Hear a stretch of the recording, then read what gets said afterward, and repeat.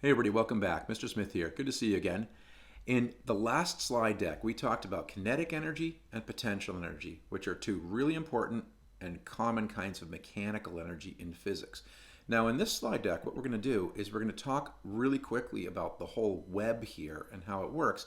And specifically, we're going to talk about conservation of energy. And then we'll get into some specific examples where we talk more about kinetic and potential in a deeper way.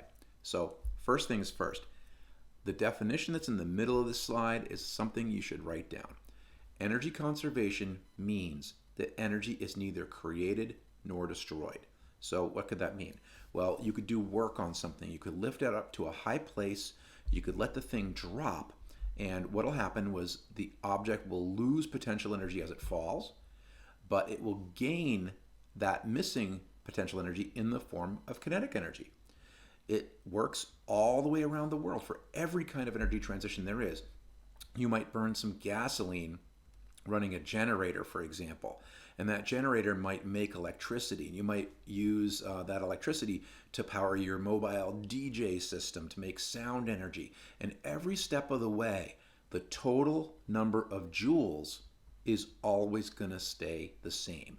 That's how conservation of energy works, okay? Total number of joules always stays the same. So right now we're going to take a first example, 2016 archery gold medal in the Olympics. And Kumon Sean of Korea puts work into a bow, and we'll let him take it away. Just a fraction. This has got to be a 10 for Valadon. He'll lose the set if he gets it in the 10 zone, and he's taking up all of the time again. There, that isn't the best from Valadon, and now the door's wide open here for Ku to take a decisive lead in this gold medal match. The 9 will do it. It's a 10. Okay, so here's the problem. Ku draws back his bow and uses some force to do it. He pulls the bow back a certain distance, and what we've got is force and distance. They line up with each other, so he does work. So this is just a reminder, this problem. So first part of it, what work has Ku done? Work equals 205 newtons times our distance, which I'll have to convert into meters, 0.68 meters, which turns out to be 139.4 joules of work. Here's how conservation of energy is going to operate. He's got this energy stored in the form of the stretched out bow. When he lets it go, we're going to make the assumption that friction plays no role. Okay, so the problem says no friction. Well, what that means is that all of the energy is going to get dumped into energy of motion. So what happens is all the work that he's done shows up as kinetic energy, which we now know is going to equal 139.4 joules. And then all we have to do is go and turn the KE formula around backwards and solve it for velocity, and we'll have our answer. We're also going to have a formula that you want to really write down because we're going to use it over and over again. So kinetic energy is 1/2 of mv squared. What I do is I multiply both sides by 2, divide both sides by m, and then square root the whole shebang. And what I end up with is velocity equals the square root of 2 KEs divided by the mass. And as long as I'm careful with my labels and I remember to square root it, it's going to work out great every time. So 139.4 joules, and the mass is 400 grams. Can't use grams though, right? Gotta use kilograms in physics. So that's 0.4 kilograms. I go ahead and get that on my calculator, and I get 26.4 meters per second. Okay, so work can be turned into kinetic energy because energy is conserved. All right, next example. So let's just say for the heck of it that Ku decides instead of shooting at the target to shoot straight at the sky. So what's going to happen? Well, he's got 139 joules of energy stored at the bottom of the launch. So this is in the bow. As he fires that arrow upward, what happens is the kinetic energy will go away because gravity will pull against the motion of the arrow. And what will happen is that the energy of motion that starts out all as KE will end up all as potential energy at the top because friction will play no role. So when we know that P equals mgh, all we need to do is go ahead and solve this formula for the height, which I'm going to just fill in right now off camera. And so you can see that the height turns out to be 34.85 meters. Bottom line is the work that you do can also show up as potential energy. All right, last set of examples, a little closer to home. So check these guys out on YouTube. Ampy Sound, directed by Scott Bass, does parkour videos all around the world. And this one's a free run of Boston. What a great way to study conservation of energy. Check it out. It's your boy Ernest. Welcome to Boston POV. They got problems on problems on problems on problems on problems on problems. I solve them. I run through the money. The pressure be calling. Left on my blessings. I feel like I'm falling. The birdie is back. Tell me I'm garbage. I'm going through something. That's why I ain't calling. Phone and progression is all that I wanted. The phone and affection. I summon it double. Cause I got problems on problems on problems on problems on problems on problems. I solve them. I run through the money. The pressure be calling. So here's a realistic example. 85-kilogram athlete drops from rest from a 4-meter high roof to a platform 2.5 meters above the ground, and they ask us to track the potential and kinetic energy before and after he jumps.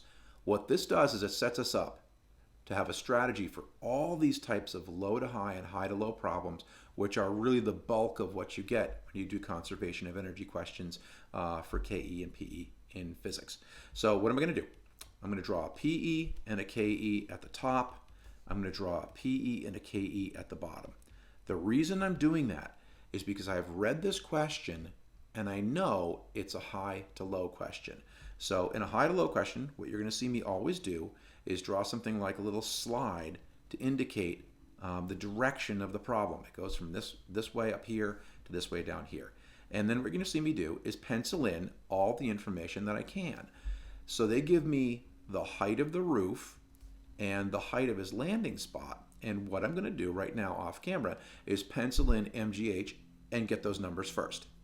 Okay, so what I've done is pencil those in like I said, and I've got 3,400 joules for his potential energy at the top, 2,125 joules for his potential energy at the bottom. Those ones are taken care of. All I need is to read carefully and figure out one of these, one of the KEs I don't know. And here's what I do. The athlete drops from rest. That right there tells me that the initial KE is going to be 0 up here.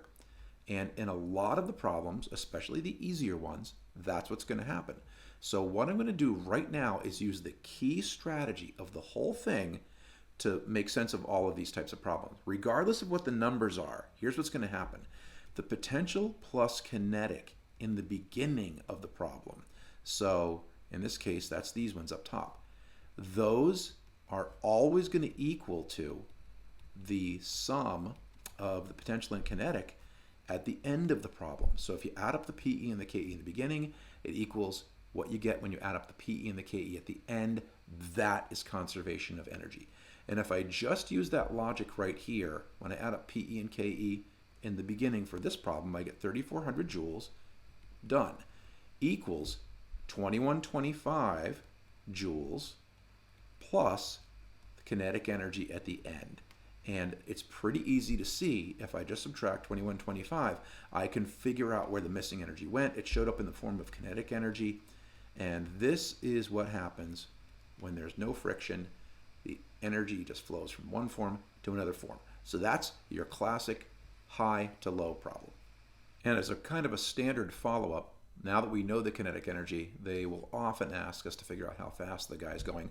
So we know kinetic energy equals 1/2 mv squared, and all we do is what we've seen us do before. We just spin that around, multiply both sides by 2, etc., and get our handy formula, square root of 2 k's over m. I'll just go ahead and pencil those in and get that answer, and we'll be done with this one. So as we said we would do, there you go. There's his velocity when he lands, 5.5 meters per second. Let's go check out another variation. So here's our last one for this slide deck. 85-kilogram athlete now leaps with some speed from a 2.5 meter high platform to a 1 meter high brick wall. So in reading the question, I again get that this is a high to low question, but this time it looks like they've given us some speed. So what I'm going to do is just reuse all the information that I can reuse. I know that it's a high to low, so it's going to have this basic shape that we talked about before. I do remember that 2.5 meters was the ending height for the last problem, and that gave us a potential energy of 2125 joules up there. So at least it saves us that work. Now, what I notice is that he lands at a 1 meter high brick wall. So I'm going to come down here, and I'm going to use that number. So MGH, let's just get right to it, 5 kilograms times acceleration of gravity times 1 meter. Looks like it's going to be 850 joules. So I've got the two PEs, and now all I have to find is the missing kinetic energy. One of them is going to be some number they give me. Okay, now it looks like this time they give us the speed at the top. So I'm going to get to work with that. So 1/2 mv squared, and let's just go ahead and calculate it. 1/2 of 85 kgs. And we plug in that velocity of 3 meters per second and square it, and we figure out that his kinetic energy at the top is 382.5 joules at the top. So we're basically in the same place as we were last time. The guarantee by conservation of energy is that these two numbers added together will equal these two numbers added together. So what does that mean? When I add this one, PE and KE number 1, what I get is 2507.5 joules at the top. That's going to equal 850 joules plus my kinetic energy that's missing. And that's not hard to figure out. Kinetic energy that's missing, we'll just put it up here, turns out to be, let's go get it, 25? Yep, no, 16. 1657.5 joules is our missing KE. And then, just like we did last time, we'll just go ahead and turn that over in the next slide, figure out what speed that equates to, and we'll be good. So let's check it out. So just as we did before, we'll use 2 KEs over m. Pencil all that in. 2 times 1657.5 joules over 85 kgs. And the velocity of this guy, when you plug all that in, turns out to be 6.25 meters per second. Okay, so there you go. Bring some questions to class. We'll be working with this quite a bit in the next few days. Have a great day and take care of yourself. Bye-bye.